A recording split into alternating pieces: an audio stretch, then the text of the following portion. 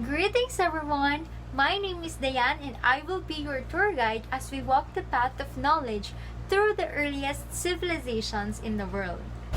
Today, we will explore about the Mesopotamian civilizations and I myself will be at your service. So what are we waiting for? Let's go and start to learn about the Mesopotamian civilizations through our gallery exhibit walk.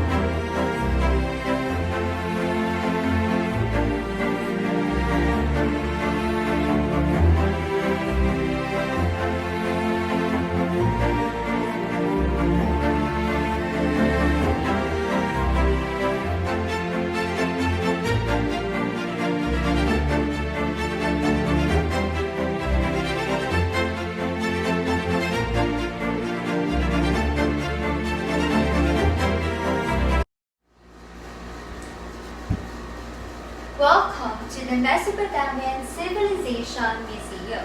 So Mesopotamia is a region in southwestern Asia where the world's earliest civilization developed. So the word Mesopotamia is formed from the ancient word meso meaning between and potamus meaning river. Mesopotamia is known as the land between two rivers because it was situated between the Tigris River and the Euphrates River. So Mesopotamia is located in the region now known as the Middle East. It is now the modern-day Iraq, Kuwait, Turkey, and Syria.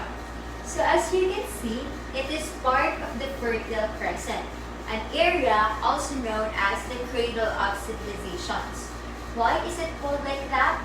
Because it was in this region where man suddenly discovered that crops thrive in abundance here, and also this is where men started their permanent settlements that helped them increase in number and thus develop them into trading centers where writing, trade, and technology prospered. So now, we will talk about the political system of Mesopotamia.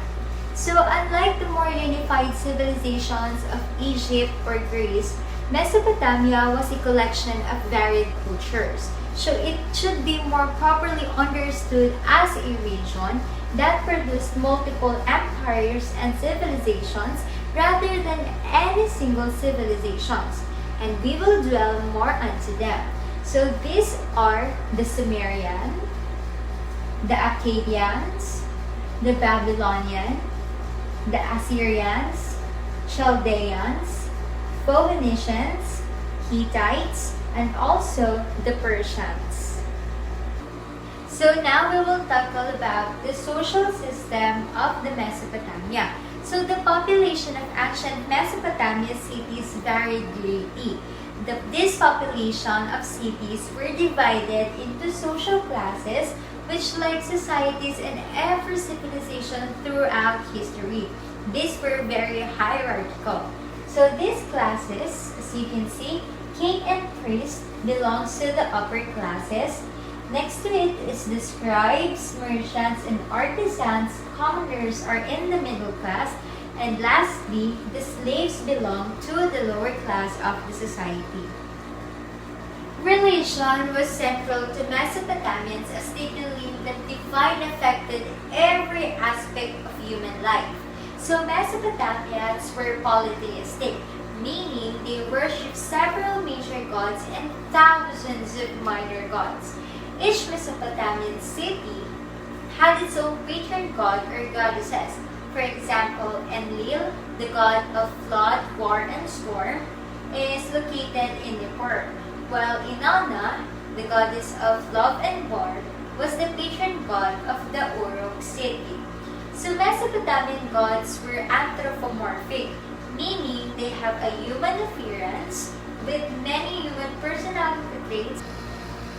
So now we will talk about the economic system of the Mesopotamia. So trade became widespread because Mesopotamia was not an abundant land for some of the natural resources like stone to build their houses. And river boats were used to transport goods for trade. So at the time, money was not usually used to pay for goods that were traded. So a barter system was formulated in which goods were exchanged for other goods. So craftsmanship is a very important aspect of the Mesopotamian economy.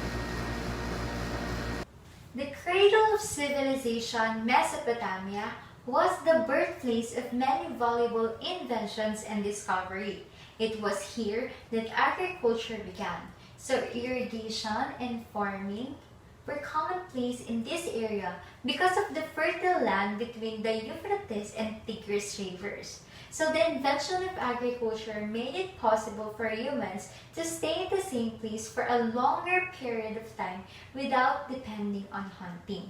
This wall represents the contributions or the legacy of the Mesopotamian civilizations, and these are the map, the chariot, wheel, agriculture and irrigation, the codified law, cuneiform, sailboat, astronomy and astrology, the plow, urban civilization, time, and mathematics. We will tackle each and one of them.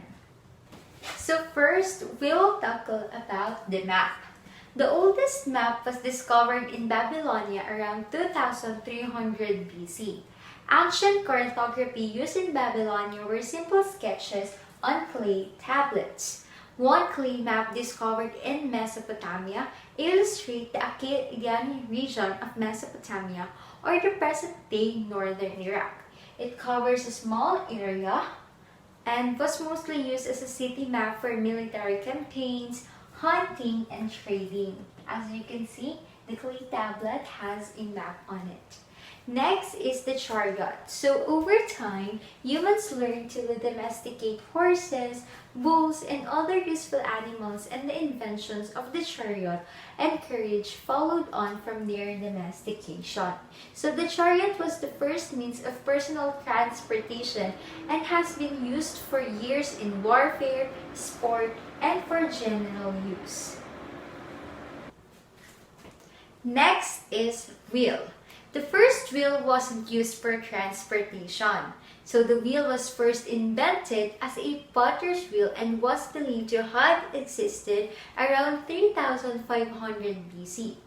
The wheel was used as a luxurious form of transportation for the wealthy, but was also used for irrigation, pottery making, and milling. The invention of the chariot and other important innovations in history were based on the invention of the wheel. Next is the agriculture and irrigation. So ancient Mesopotamian farmers cultivated wheat, barley, cucumbers, and other different foods and vegetables. So they used stone hoes to plow the ground before the invention of the plow. So the Tigris and Euphrates River that surrounded Mesopotamia made irrigation and farming a lot easier and convenient. So the Mesopotamians learned to control the flow of water from the river and use it to irrigate the crops. So during the main growing season, the flow of water was properly regulated. So each farmer was allowed a certain amount of water which was diverted from a canal into an irrigation ditch. This was the picture of the Mesopotamian people planting rice and having a agriculture intensification back then. Next is the codified law. So King Hammurabi established firm laws called Hammurabi's Code. This was the first time in history that the law was written down. It was recorded on clay tablets and tall pillars of stone called steles. So Lex Talionis is the most popular among this law, and this called out the eye for an eye and a tooth for a tooth type of punishment. Next is the cuneiform. The Sumerians developed the first form of writing called the cuneiform to maintain business record. It was mostly used in trade where merchants recorded information such as the amount of grain traded. So the Mesopotamian also used writing to record daily events like astronomy. Cuneiform evolved as a simple pictograph. So cuneiform script was used by the Assyrians, Elamites, Hittites, Babylonians, and Akkadians for about 3,000 years ago.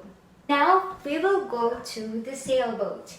So transportation by land was difficult and took an enormous amount of time.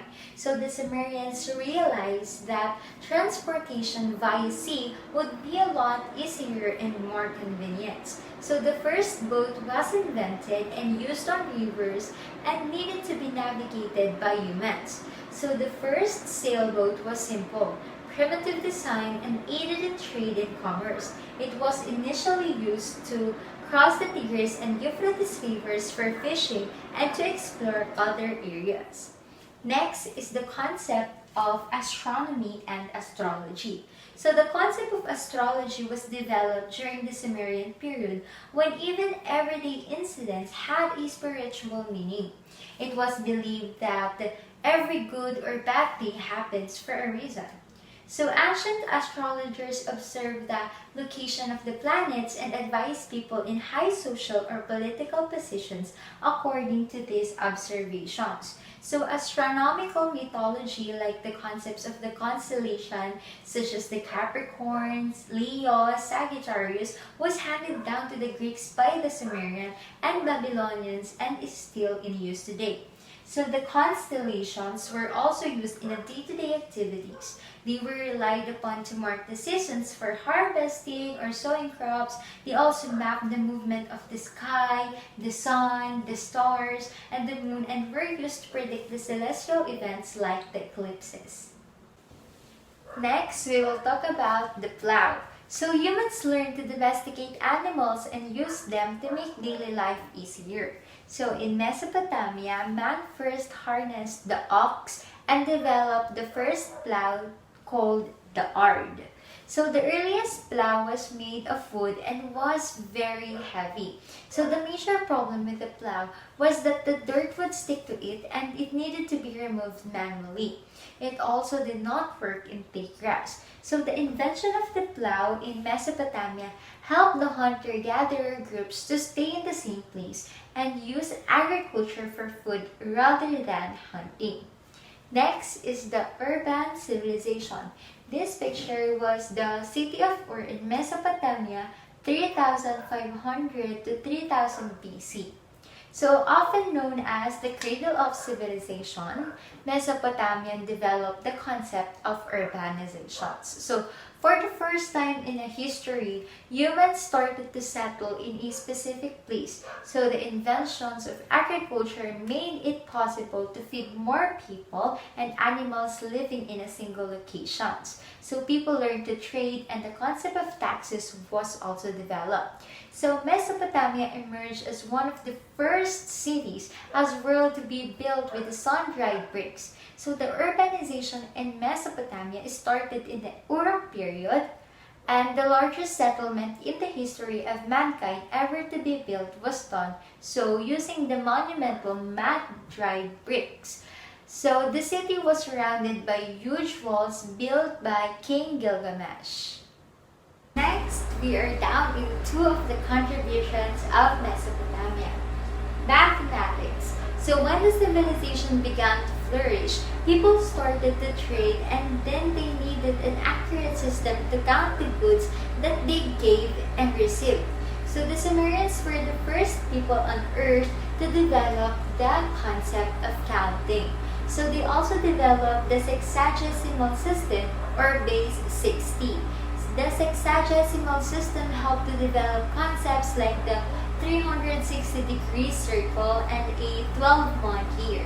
The concept of zero was developed by the Babylonians. people understood the value of having nothing. But the concept of numerical zero wasn't invented before then. So many scholars believe that the concept of zero was developed by the Babylonians. Lastly, the concept of time. So the Mesopotamians developed the concept of time by dividing time units into 60 parts, which eventually led to the 60-second minutes and the 60-minute hours. So the Babylonians made an astronomical calculation in the base 60 system inherited from the Sumerians. So the number 60 was chosen because it was easily divisible by 6.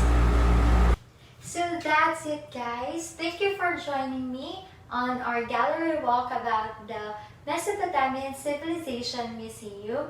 I hope you learned something from me and to all the pictures and the facts that I bring to you. And as your tour guide, I hope that you enjoy it as much as I do.